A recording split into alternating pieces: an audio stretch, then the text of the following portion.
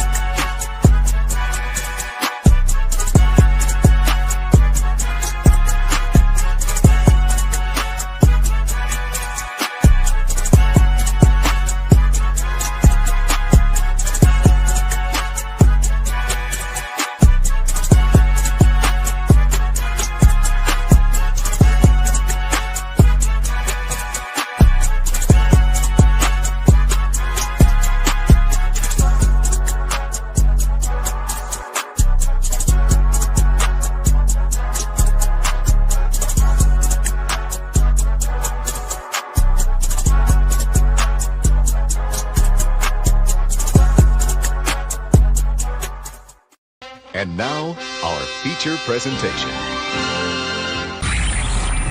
You are watching a master at work. Go get some! What is up, everybody? My name is Rafael Chacin, and welcome to another episode of The Combat Club, because this is 100% extreme attitude.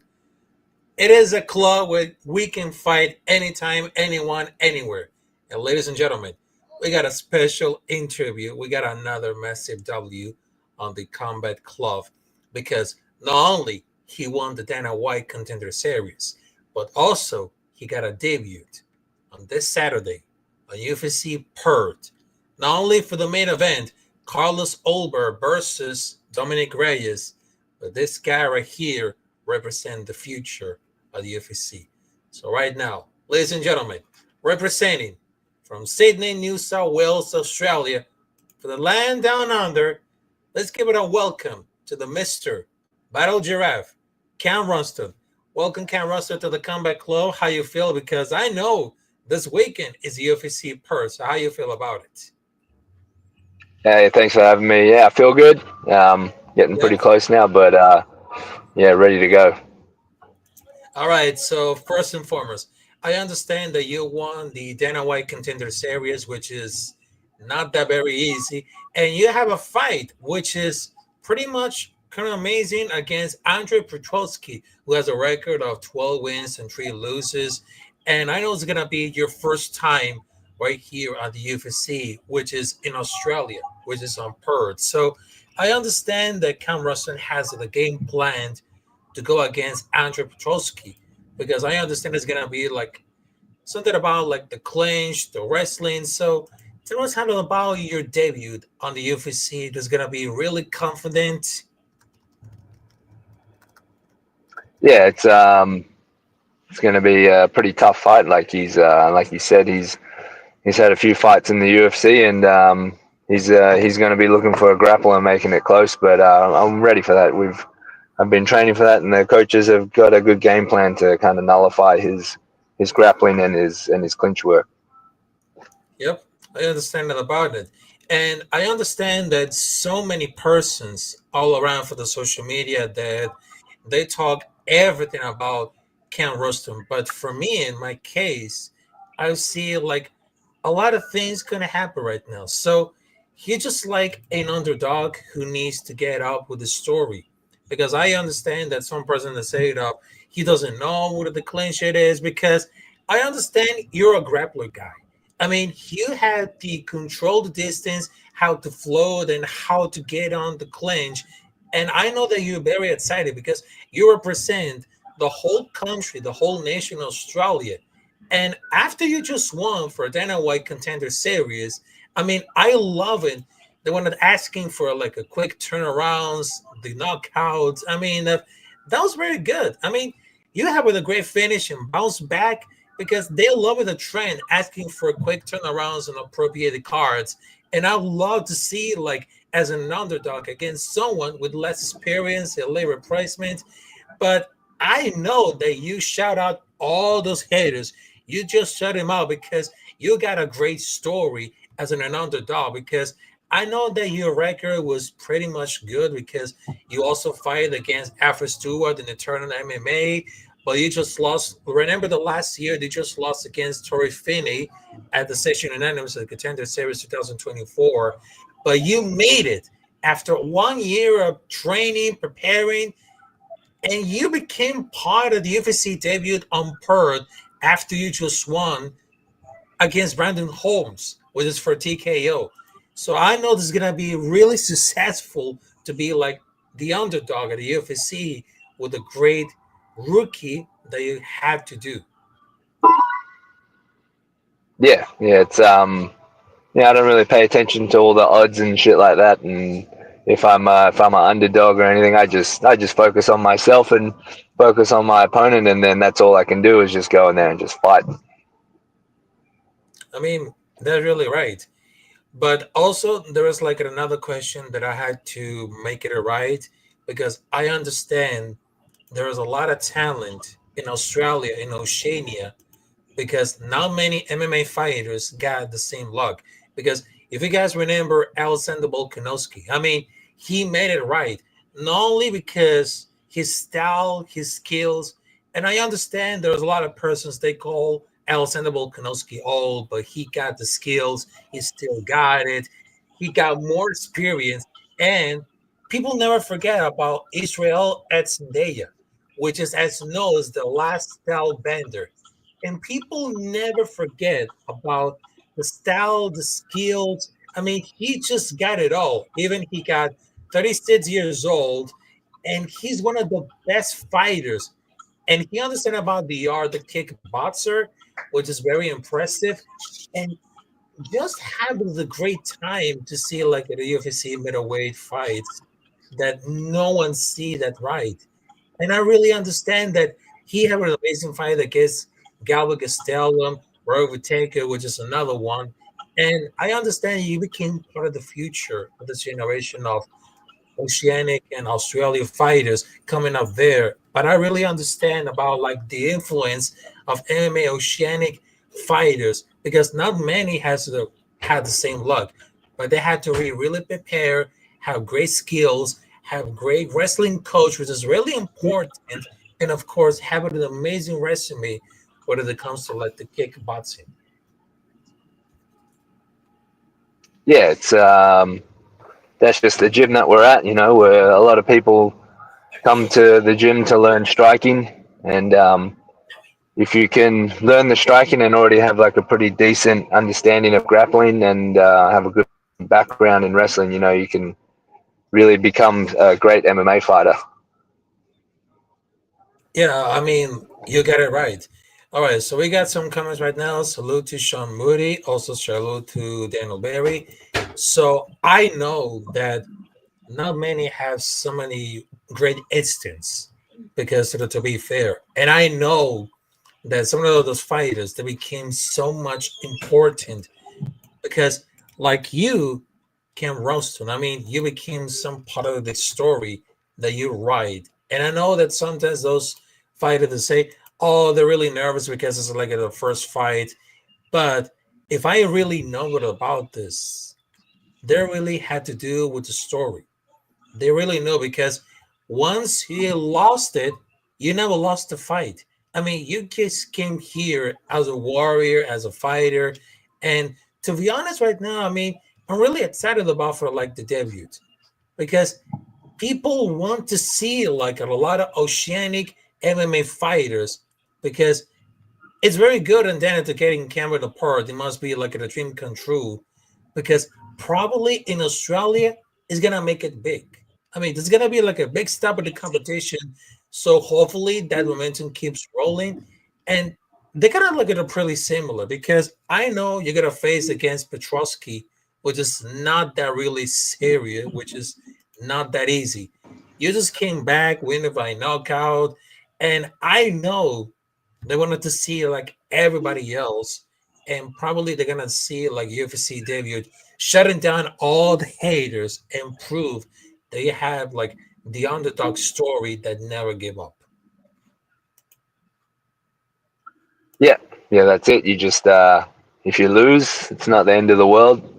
Don't throw all your toys out of the pram. You gotta just keep going and get back into the gym and try again. That is right.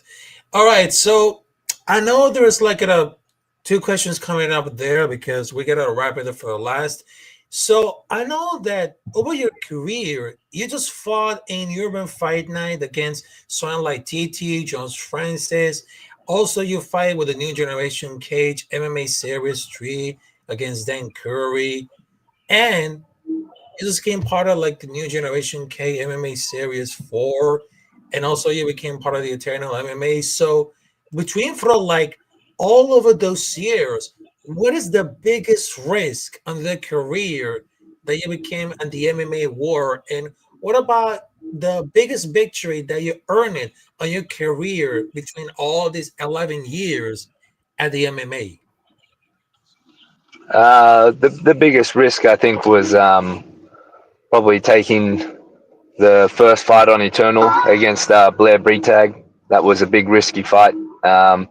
But the biggest win I had was I'd say was a kickboxing tournament, King in the Ring, winning 3 fights in one night. Every UFC fighter from New Zealand who's in the UFC has won King in the Ring. So if you win that, then you're ready for the UFC, and that was the biggest win that I've had. Because all over that I see, because not only you just fought against Alpha Stuart, Blair Ritter, Arcade Alberter, playing Haraki, which is like the fight series with a rare neck choke, and you just made it at round number 3, but you have a lot of experience because all over this time, because there are 7 wins by submission, because this is like 55% of wins, and you won for 4 wins by knockout TKO. But it seems that you became part of the submissions, which not many they have it at the same luck. But how do you feel about like of getting like all of the submissions to knock out all the people? What is the secret to have like all the submissions against all this kind of like the people when you go for like the career in the MMA?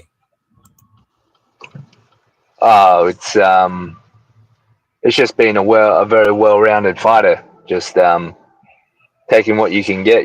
Just if you have the opportunity to finish someone with a choke or with a punch, you take whatever's given to you there. And if you can do both, then when both those opportunities come, you'll be ready.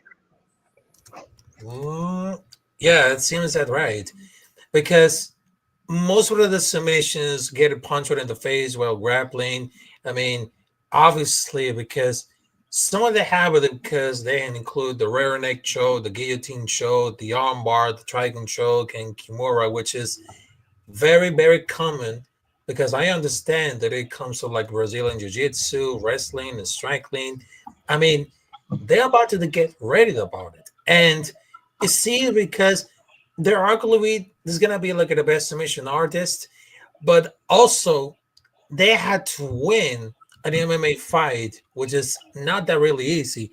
But when it comes to the submission, it all came down because I'm just really impressed because some fighters had 6 rear neck chokes and they couldn't catch it as a dungeon out because it gets lips out of the fade of this fight. So this is gonna be like something interesting, but when it comes to everything. Yeah, it's going to be an interesting fight. With I'm willing to use everything that I need to in the fight: striking, offensive grappling, defensive grappling, submissions, everything, elbows, knees, punches, kicks. I'm ready for it all.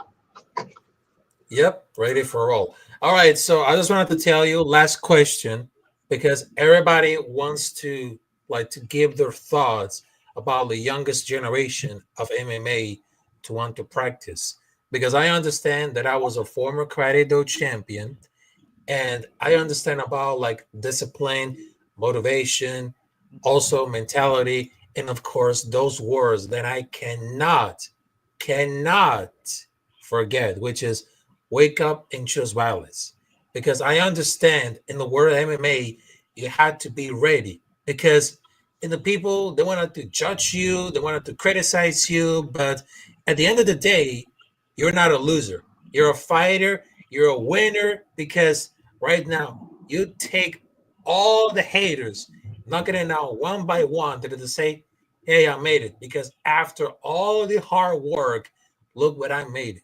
So what advice could you be specifically all these youngsters who wants to be future MMA fighters?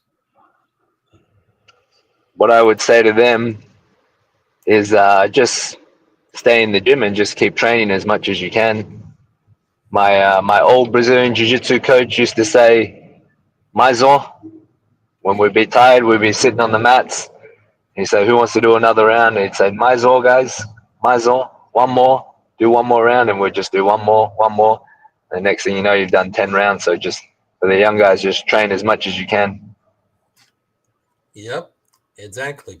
All right, so ladies and gentlemen, I just wanted to tell you, we got to wrap this interview because I just wanted to tell you, thank you, Cam, for joining us through this episode of the Comic Club.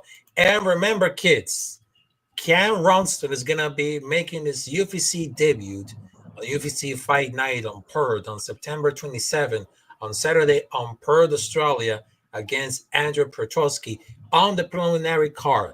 Because this Capitan Rafucho is going to cover the main event, the main card, UFC Perth, but also I'm going to watch the preliminary, which is going to be so incredible. So make sure to subscribe to Capitan Rafucho on YouTube. Also, you can follow me on different social media, on Twitter at Capitan Rafucho, on Instagram at Capitan Rafucho93, on Kick at Capitan Rafucho93. So thank you very much, and I will see you there for another episode of the Comic Club. And I promise that I will bring my co-host Zion Senate on the next episode, because we're gonna do the preview of the UFC main card, main event, and a little bit of preliminaries. So I just wanted to tell you, have a great night, have a great Thursday, and of course, I will see you there in another episode of the Comic Club, because this is a podcast with 100% attitude, because in this club, we're born to fight anyone, anytime, anywhere. So thank you very much, and I will see you there on the next episode. So peace out. Obrigado, boa noite.